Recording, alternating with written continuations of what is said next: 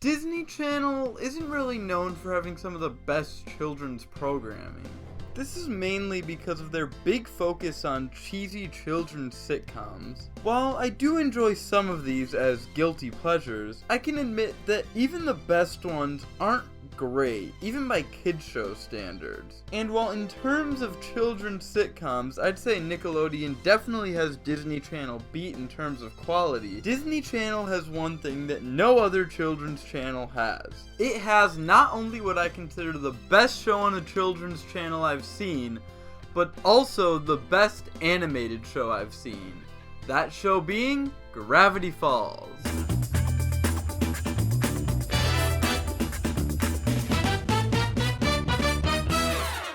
Gravity Falls exceeds in so many elements for just being one show. Comedy, horror, and mystery are just some of the elements that this show executes amazingly. And the show ended right when it needed to. So, in my opinion, the show doesn't have a single bad episode. The weakest episodes of the show are not bad by any means. And I think the episode that will show anyone how great this show can be better than any other, and shows off the best of the most of the show's amazingly executed elements in just one episode, is Northwest Mansion Mystery. While this show's pilot is great, especially for a pilot, I'd say this episode is a great episode to show to someone who's never seen the show to get them into it. The pilot focuses mainly on the humor of the show, and while that is a great aspect of the show, and one of the most important, this episode shows off the humor as well as many of this show's other amazing qualities. This episode is about the Northwests having a party, but when a ghost is haunting their mansion, they get Dipper to get rid of the ghost. Meanwhile, Mabel and her friends fight over a boy at the party. One simple reason why this is a good episode to introduce someone to the show is that it's largely standalone. This episode is right before the two biggest episodes of the show that cause gigantic changes to the status quo, and I feel like almost any episode after those two would give away big twists. And while the show can still be great while knowing all the twists, I would never want to take that element of the show away from someone, because as someone who watched the show as it was airing, and watched so many of those theory videos, like the ones where they showed off the leaked season 2 images, some of which were fan art,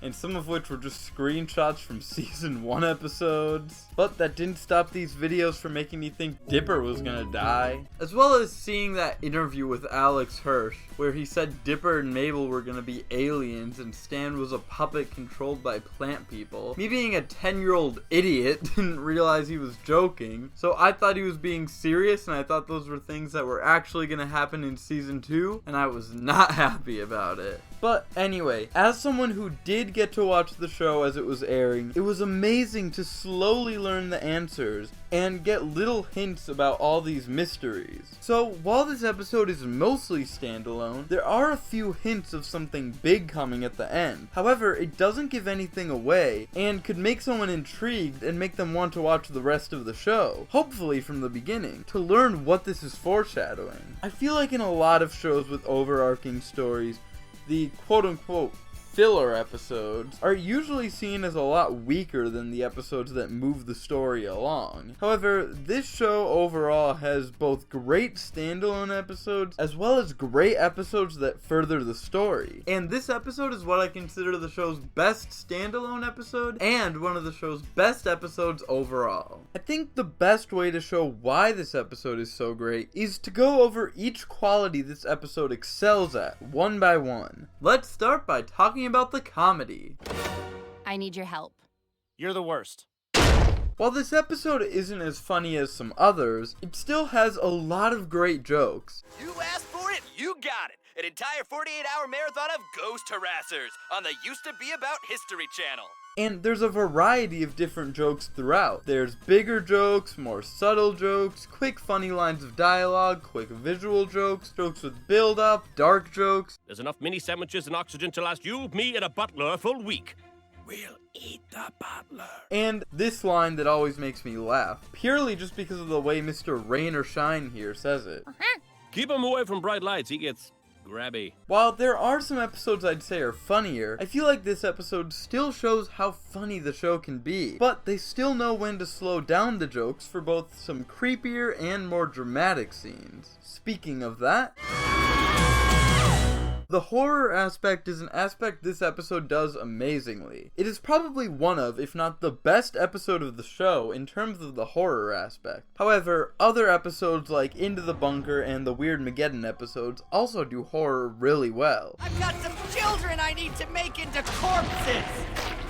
However, this episode has some of the show's creepiest scenes. While it starts as just some furniture floating around, the episode goes from that to an honestly creepy scene where all these dead animal heads start talking while blood is coming out of them. The sound and the imagery here are both amazingly creepy. There's also the part when these dead animals come to life and chase after everyone and move in unnatural and unsettling ways. Like this goat that falls over and then just walks while on its side. And this half of a deer's body just dragging itself in a disturbing way. Another very creepy moment. Everyone turning into wood is super creepy too, especially this guy's transformation as well as Dipper's. A big reason Dipper's transformation is so horrifying is that Dipper is in peril a lot of times throughout the show, but it's very rare that he's this helpless. Usually he's able to do something heroic and save the day, or someone else is quickly able to save him before things go too bad.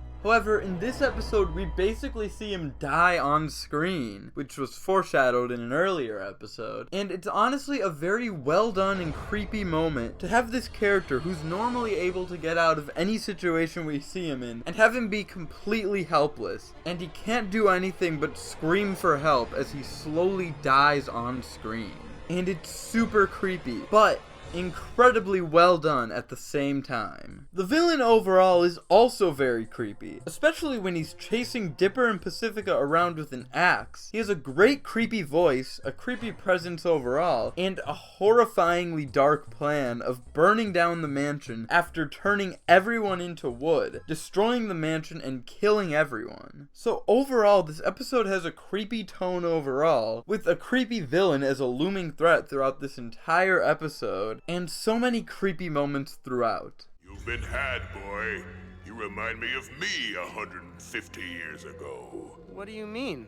This episode doesn't have as big of a mystery overall as some other episodes. However, it has a very interesting mystery as to why this ghost is here, and why he's haunting the mansion. And once you find out his origin in a surprisingly dark flashback, certain elements of his appearance and his motivations begin to make sense. So while there isn't a big mystery in this episode, there's still the interesting reveal of the ghost's origins that explain him and his motivations really well. You are right about me. I am just another link in the world's worst chain. The episode also has drama elements. Mabel's subplot is mostly focused on character drama, and while I don't have a problem with that subplot, it's nothing crazy. It's not bad and has its funny moments, but it's definitely nowhere near as good as the main plot. But it doesn't take up that much time in the episode. I'd say the main source of character drama in this episode is later in the main plot, as after Dipper hears the ghost's reasons for haunting Pacifica's house and realizes they could have avoided the curse as long as they let everyone in, he gets mad at Pacifica, and once the ghost gets set free and turns almost everyone into wood, there's a good dramatic scene between Dipper and Pacifica where he tells her that she doesn't have to be like her parents, and that just because her parents were bad, that doesn't mean she has to be bad. And after that, we get a scene that has been built up to throughout the episode, due to the drama between Pacifica and her parents, where we see how worried she is about doing anything they won't want her to do, and that leads to a powerful moment at the end, where Pacifica breaks the cycle of them not letting anyone in for years and opens the gate. So this episode has a great character arc for Pacifica, and quite a few good dramatic scenes throughout.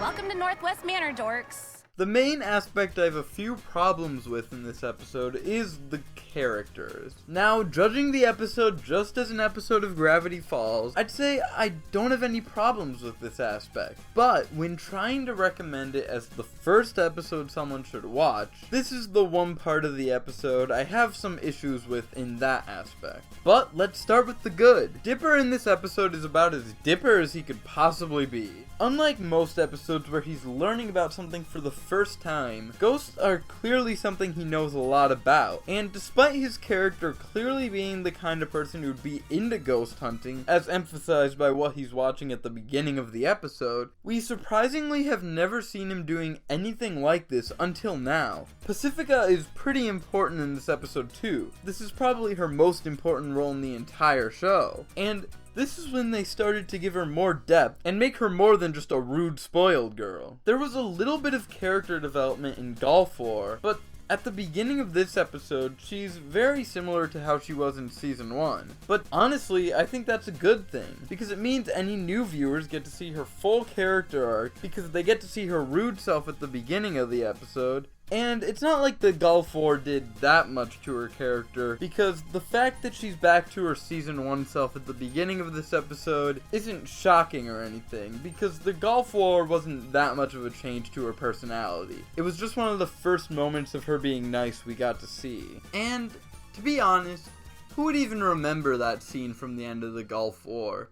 Because everything in that scene is overshadowed by the driving song. Singing the driving song. Headlights are out. Can't really see where I'm going. But because of her character arc in this episode, this is Pacifica's best episode. We see her being a little rude early on, and we also see that a lot of what she does is because of her parents and the fact that she is afraid to stand up to them. Throughout the episode, her and Dipper get along better and become friends, and at the end she stands up to her parents and opens the gate, despite her dad telling her not to. Mabel, Candy, and Grenda are fine. There are better episodes for all of them, but they're still good. If you like the characters, you'll like them in this episode. But it's not their best appearance by any means. They're a lot better in episodes like The Last Mabelcorn, but they're still definitely good in this episode. However, the main drawback of the characters in this episode is the lack of other important characters who aren't Dipper and Mabel. Stan, Seuss, Wendy, Bill, Gideon, and a bunch of other important main and side characters don't appear in the episode, which is a bit of a drawback, especially because Stan is the funniest character in the entire show, and again, just looking at the episode as an episode, this isn't a problem. They don't need to shoehorn every character into every episode. However, this video is about an episode that serves as an introduction, and while these characters are amazing and not in the episode, I don't think it's that big of a problem in terms of this episode being an introduction to the show. I still feel like if you'll end up liking the show, you'll like Dipper and Mabel as well as this episode's comedy, drama, and horror. If you were to watch any given episode and you only like a character like Stan or Seuss, but don't enjoy any other aspects or characters, I don't think you'd enjoy the show overall. Because they are important characters, but there are a lot of episodes where they aren't important. But if you enjoy this episode, I feel like you'll enjoy the rest of the show. But